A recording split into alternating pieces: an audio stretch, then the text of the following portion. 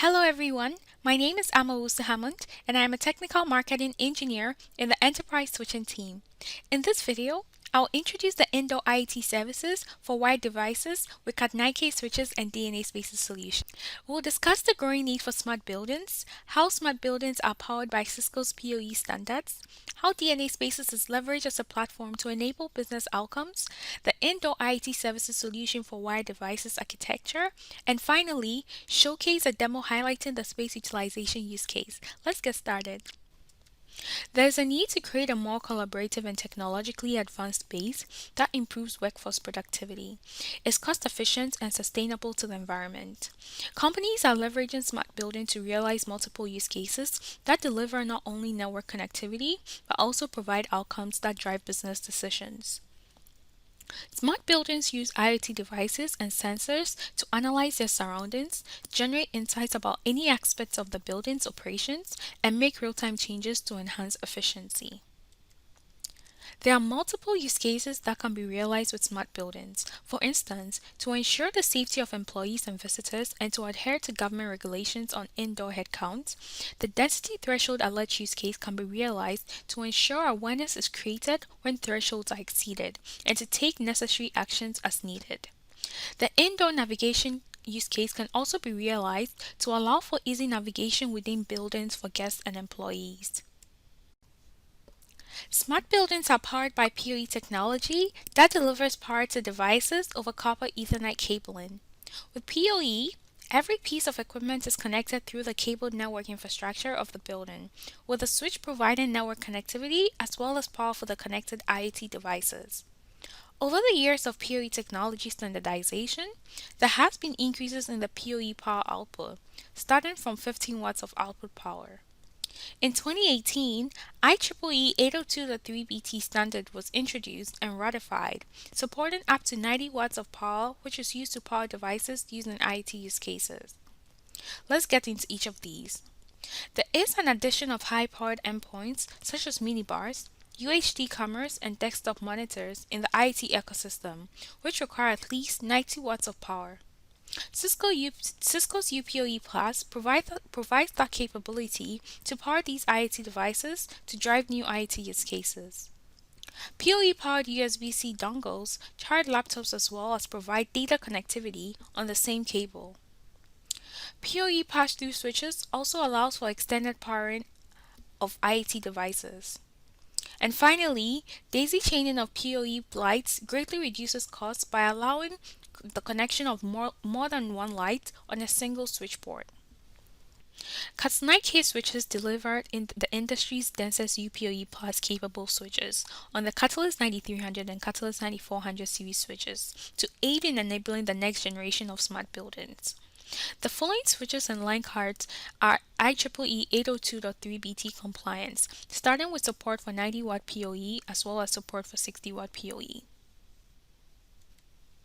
We've talked about the need for smart buildings and how Cisco switches with UPoE and UPoE Plus capabilities power up our smart buildings. Now, let's discuss DNA spaces and how as a platform drives business outcomes with existing Cisco network infrastructure. Cisco DNA Spaces is a cloud-based platform that enables the digitization of physical spaces, including people and things.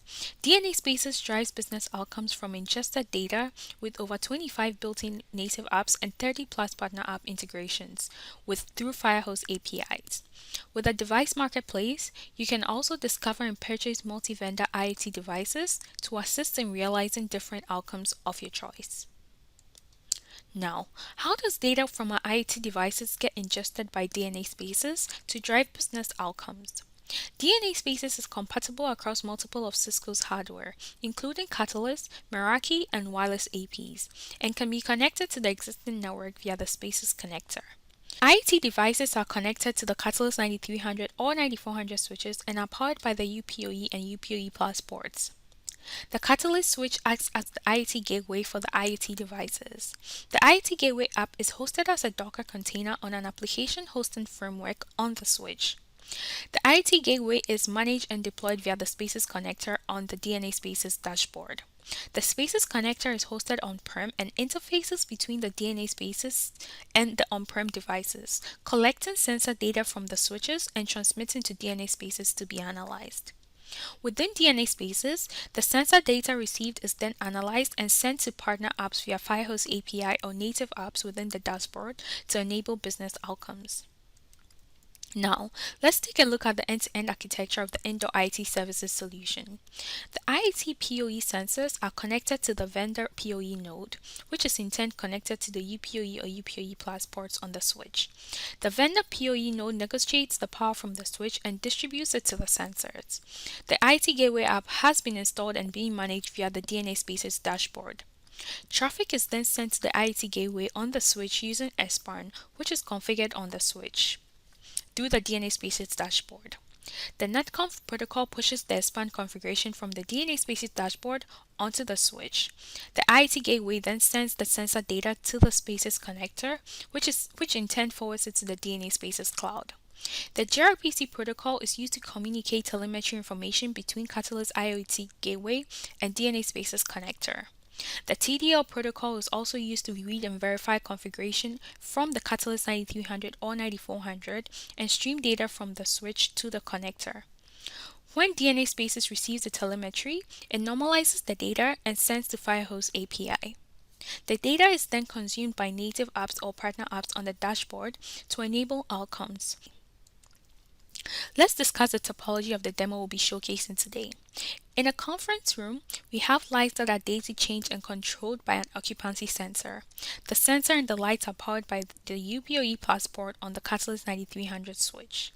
The Catalyst 9300 switch hosts the IoT Gateway app, which is deployed on the DNA Spaces dashboard.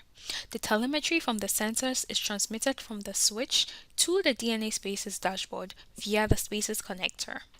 Once the IoT Gateway app has been deployed on the switch via DNA Spaces, the DNA Spaces dashboard can receive the sensor data. It extends the sensor data to MazeMap, a partner app, via the Firehose API that is used to enable the space utilization use case. It visualizes the occupancy of a room based on the data from the sensor attached to the connector lights. Now, when the sensor detects presence within the boundaries of a room, it sends constrained application protocol message to the lights in order to turn on the lights, and it's visualized on the app as occupied. When all the participants leave the room, the lights goes off and the app showcases the room as available.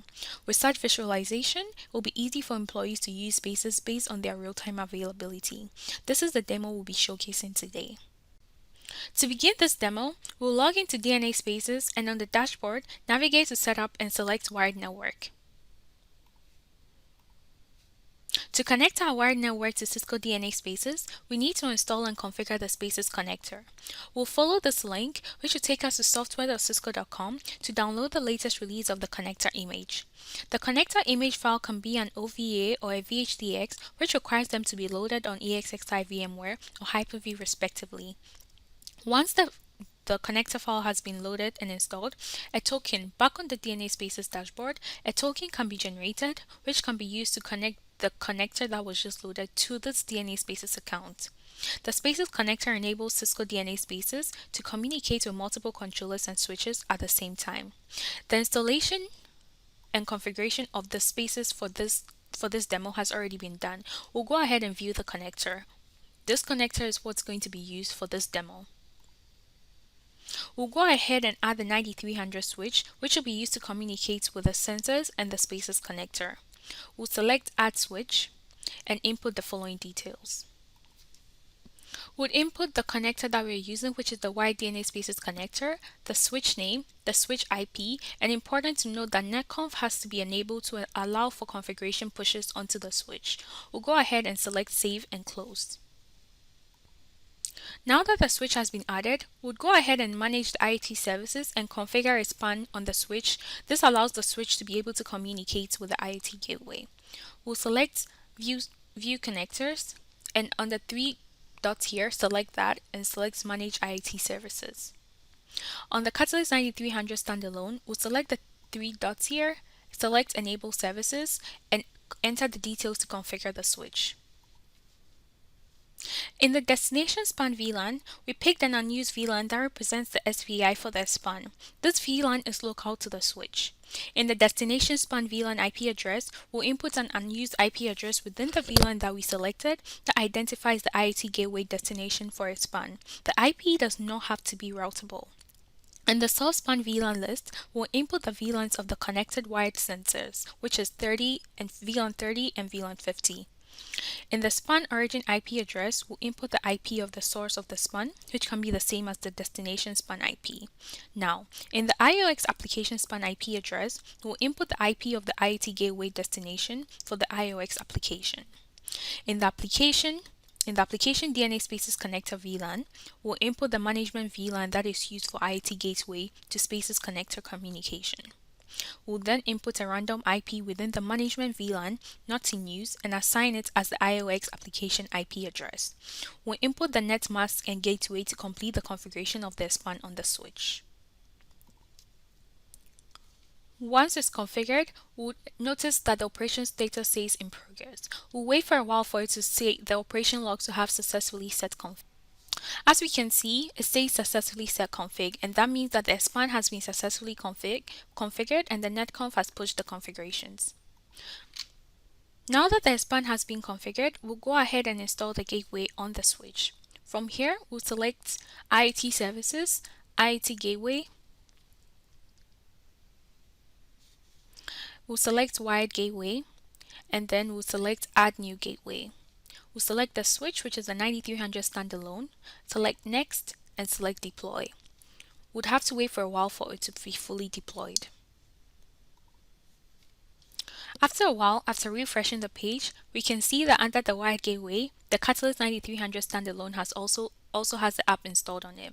We'll go ahead and select the Catalyst 9300 standalone, and the request history, we can see IOX install was successful. Once the gateway app has been installed, we'll go ahead and verify if DNA Spaces can receive the sensor information from the switch. We'll go to the dashboard here, select Device Management, and under Devices, select Wire Devices. We'll click on the occupancy sensor, and we can see that the sensor information was received a few seconds ago. That means the DNA Spaces dashboard is receiving the sensor information, which can be transferred to the MazeMap app to realize use cases, such as the space utilization use case. We will now console into our switch to verify that the span configuration was successfully pushed onto it and the span session is being monitored. On the switch CLI, we'll input the command show monitor session 44, and this shows us that the span source session with the IPs and the VLANs that we inputted on the Spaces dashboard has been successfully pushed onto the switch. We'll also use the command show app hosting detail to ensure that the IoT Gateway app is successfully in the state of running on the switch. Now that these are verified on the CLI, we can see that the configuration pushes from the Spaces dashboard via netconf was successful. To realize the space utilization use case, we'll trigger the occupancy sensor via a robot that will cause the lights in the room to turn on. On the left, we can see the robot which is being navigated, and on the right, we can see the sensor attached to the lights which are currently off. We can see beforehand that the room on the MazeMap app shows up as available in green with no one when the lights are all off and no one is in the room. We will simulate the presence of humans with the robot to trigger the occupancy sensor by navigating the robot to the room with the sensor and lights. Once triggered, the lights turn on, which indicates an occupied room. This change is visualized on the app with the room changing to orange and showing up as occupied. These on and off changes allows for room booking to be simplified.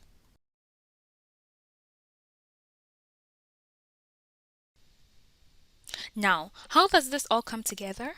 Cisco's Cat9K UPoE Plus capable switches are able to power on the IoT devices and sensors that are used in smart buildings. This allows for the switches with the IoT connected devices transmit data to the DNA Spaces dashboard.